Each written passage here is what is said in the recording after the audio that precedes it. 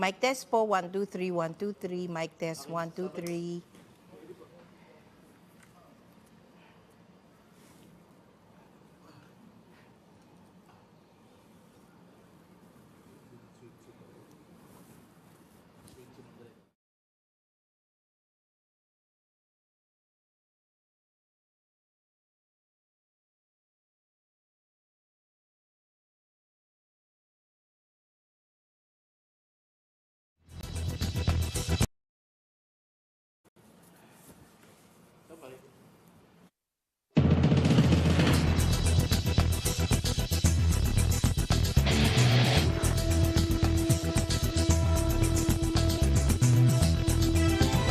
We're working to connect a region of over 600 cultural bridges between our lands.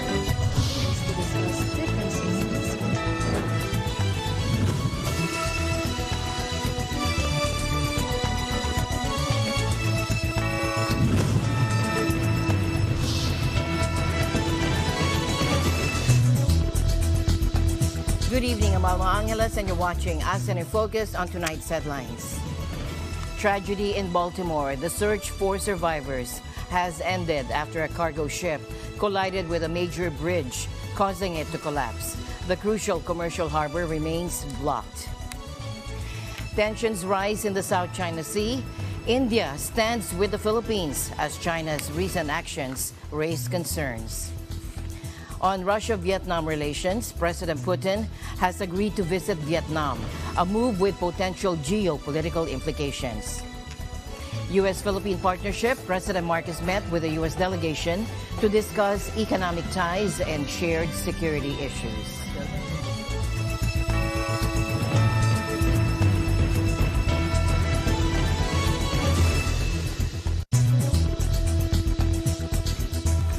Breaking news from the U.S., Maryland in a state of emergency following a dramatic incident reminiscent of a Hollywood stunt. In Baltimore, a massive container ship collided with the Francis Scott Key Bridge, causing it to snap and collapse into the Patapsco River. Shockingly, at least 20 individuals and multiple vehicles plummeted into the water. Though no crew members were harmed, reports indicate one person is in critical condition. And this catastrophic event has prompted Maryland authorities to declare a state of emergency. Rescue efforts are underway, but with 6 individuals still missing, hopes of finding survivors are fading. So I would like to announce tonight that based on the length of time that we've gone in this search, the extensive search efforts that we've put into it, the water temperature, that at this point we do not believe that we're going to find any of these individuals still alive. And so this evening at around 7:30, we are going to suspend the active search and rescue efforts. Coast Guard's not going away. None of our partners are going away, but we're just going to transition to a different phase. And so at this point, as the Admiral said, we're going away from the search and rescue portion to a recovery operation. The changing conditions out there have made it dangerous for the first responders, the divers in the water. We will still have surface ships out overnight. At 0600 hours tomorrow, we are hoping to put divers in the water and begin a more detailed search to do our very best to recover those 6 missing people. This tragedy marks one of the worst bridge collapses in the U.S. since the 2007's I-35W bridge disaster in Minneapolis, which claimed 13 lives. Local residents like truck driver Jasmine Williams are reeling from the impact. Gosh, we literally take this bridge every day coming out of the port. I work out at a Baltimore port, so it's crazy. It's just like really scary. The collapse has immediate consequences for transportation as the bridge closure diverts traffic and disrupts cargo deliveries, crucial to Port Baltimore, one of the nation's busiest ports. Oh yeah, most definitely. So that bridge merges East Baltimore to South Baltimore, so now it's going to divert traffic. The bridges are going to be backed up, the traffic is going to be backed up, so it's kind of a big deal. Initial investigations suggest the ship lost power, leading to the collision. However, there's no evidence of foul play. And yet, the incident raises critical questions about infrastructure safety and maritime regulations. And there are 3 bridges that I am afraid to go over, and I was just discussing this last night with my wife. One, she knows I'm afraid to go over the Chesapeake Bay Tunnel Bridge, which is 10 miles in open water, across open water. That's the number one bridge. Number two is the Sky Bridge in Chicago. And number three is definitely that key bridge in Baltimore. As authorities grapple with the aftermath, the closure of Port Baltimore threatens to disrupt the supply chain for various goods from cars to coal and sugar. In Singapore, where the vessel was registered, investigations are also underway. While foul play is ruled out, the cause of the accident remains unclear.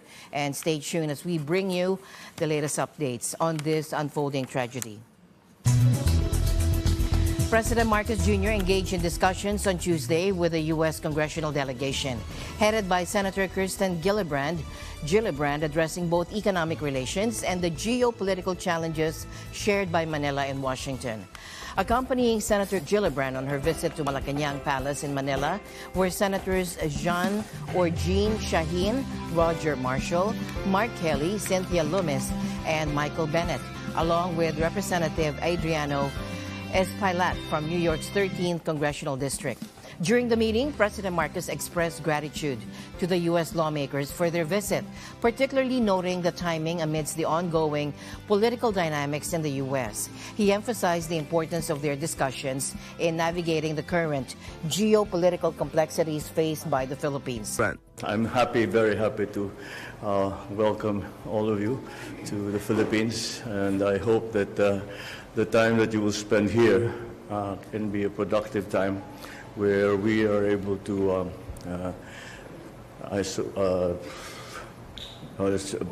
discuss further the situation concerning the Philippines and the geopolitical complications that we are facing presently.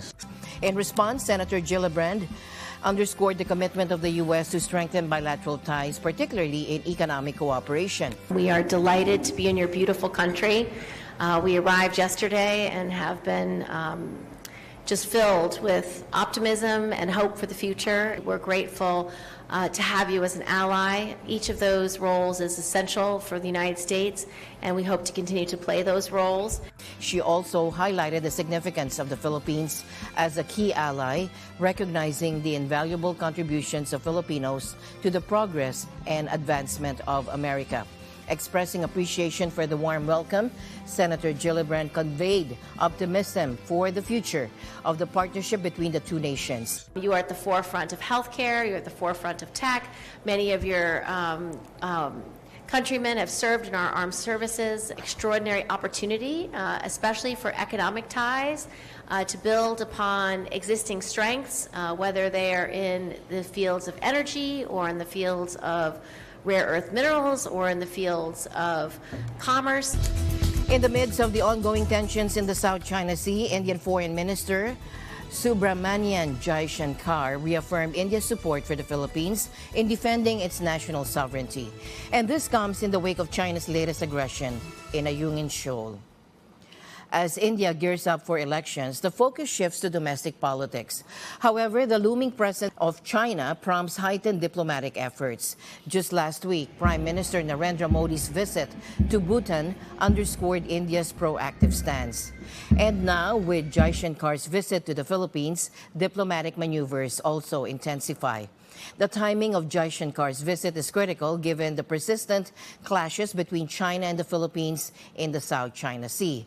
And China's expansive territorial claims have sparked alarming incidents, including the recent harassment of a Philippine boat by two Chinese Coast Guard ships using water cannons. Now, these clashes aren't isolated incidents, and we've witnessed multiple close calls in recent months, setting the stage for Jaishankar's visit. India understands China's land grabs all too well, making New Delhi sympathetic to Manila's plight. The Philippines and India are staunch advocates of safety at sea, freedom of navigation, and adherence to international law, including the 1982 UN Convention on Law of the Sea, or UNCLOS, as well as the 2016 Arbitral Award on the South China Sea. This was evident during my visit in New Delhi in June last year, and it was evident again during our discussions today, especially on recent actions of China in the West Philippine Sea. While Jaishankar didn't directly confront China, his message was crystal clear. Adherence to the UN Convention of the Law of the Sea is paramount. We are also convinced that the progress and prosperity of this region is best served by staunch adherence to a rules-based order. UNCLOS 1982 is particularly important in that regard as the constitution of the seas. All parties must adhere to it in its entirety, both in letter and in spirit. UNCLOS, a UN convention, serves as the rulebook for maritime disputes. In 2013, Manila sued China under UNCLOS, leading to a tribunal ruling in favor of the Philippines in 2019. Now, India, previously neutral, is now openly backing Manila against Beijing, aligning itself with the Philippines to uphold international law. I take this opportunity to firmly reiterate India's support to the Philippines for upholding its national sovereignty. As the world changes, it is essential that countries like India and the Philippines cooperate more closely to shape the emerging order. But what does this partnership entail? Firstly, it's rooted in a shared threat, which is China's expansionism. India confronts Chinese expansionism in the Himalayas, while the Philippines contends. 中方一贯严格遵守中印两国签署的有关协定，致力于维护中印边境地区的和平稳定，同时坚定地维护国家领土主权和安全。 with it in its maritime territories. Despite being different regions, they both grapple with the same issue. 中方要求菲方立即停止侵权挑衅，如其一意孤行，中方必将继续采取坚决措施，维护自身的领土主权和海洋权益。 Secondly, bilateral trade has flourished, reaching close to $3 billion in 2022, with potential for further growth. Our bilateral trade has crossed the $3 billion level last year, and I'm confident that it will continue to grow. My message in the discussions which Secretary Manalo and I had today was that India, as the fifth largest economy currently, growing at about 7% annually, is preparing to step up its engagement with the Philippines. Thirdly, military cooperation is strengthening, with the Philippines purchasing BrahMos missiles from India. And according to reports, there is express interest in the procurement of the indigenous light combat aircraft, or the Tejas fighter jet. Additionally, both countries regularly conduct port calls. In fact, an Indian warship arrived in Manila on Monday for a 3-day mission, highlighting the robust bilateral cooperation between the two nations. As two seafaring nations of the Indo-Pacific, our maritime cooperation holds great potential. Last year, we signed agreements on enhanced maritime cooperation and white shipping. It is appropriate that even today, there is an Indian Coast Guard vessel which is making a port call in Manila. However, challenges remain. China has criticized India's drills in the South China Sea, urging New Delhi to respect its claims in the region. Manila, backed by the U.S., European Union, Japan, and South Korea, faces similar challenges, despite having a mutual defense treaty with the U.S. While India's partnership with the Philippines is strategic, New Delhi must navigate carefully to avoid provoking China further. Expanding this partnership beyond Beijing's shadow is essential for India's regional influence and security. East Asia, its alliance with the Philippines, signals a new chapter in regional geopolitics, one where adherence to international law and collective security take precedence over unilateral actions. Now, according to a spokesman from the United Nations Children's Agency, teenagers in Gaza are experiencing a concerning loss of hope for the future. James Elder reveals that some youths are expressing sentiments suggesting they feel life is not worth living. For more insight into this distressing situation, we turn to Thomas Eyelikeness. Thomas. There's no optimism among the youth of Gaza. The desperate conditions of the Israel-Hamas war have robbed them of hope.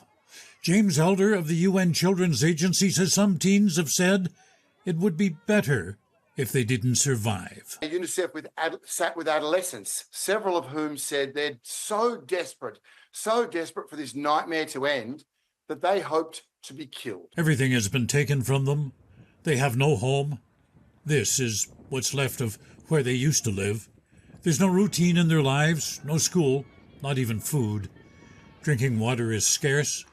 The lineups to quench their thirst are long. This is 10-year-old Rana.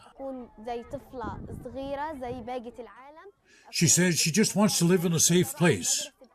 She laments that her dreams of an education and becoming a doctor have been shattered.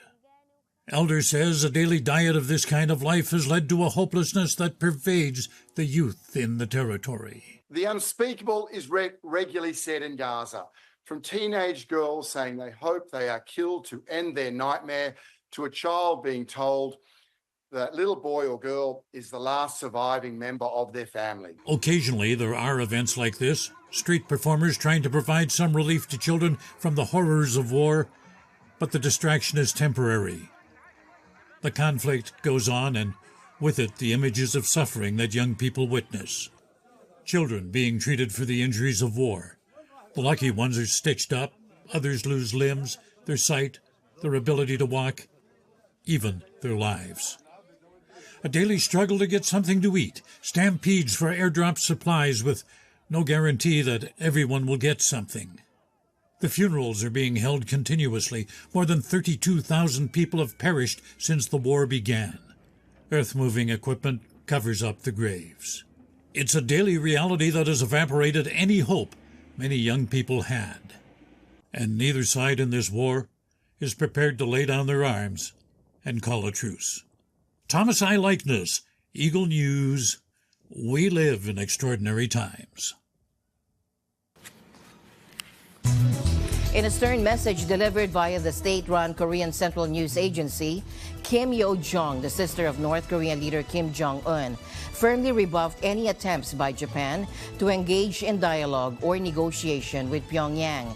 日朝関係、拉致問題等の諸課題を解決するためには、トップの会談が重要であるということで、私、直轄のレベルでの、北朝鮮に対するさまざまな働きかけを行ってきている。これは従来から申し上げてきた通りであります。Kim Yo-jong declared on Tuesday that North Korea has no interest in entertaining a summit meeting with Japan, shutting down any potential diplomatic outreach from Tokyo. Now, this statement follows another issued the previous day, where Kim reiterated North Korea's stance that the abduction issue concerning Japanese nationals has already been resolved. She urged Japan's Prime Minister Kishida Fumio to demonstrate political leadership to taking steps to improve bilateral relations. In response, Japan's Chief Cabinet Secretary Hayashi Hoshimasa swiftly rejected North Korea's assertion that the abduction issue has been settled. He also emphasized Japan's firm stance on the matter.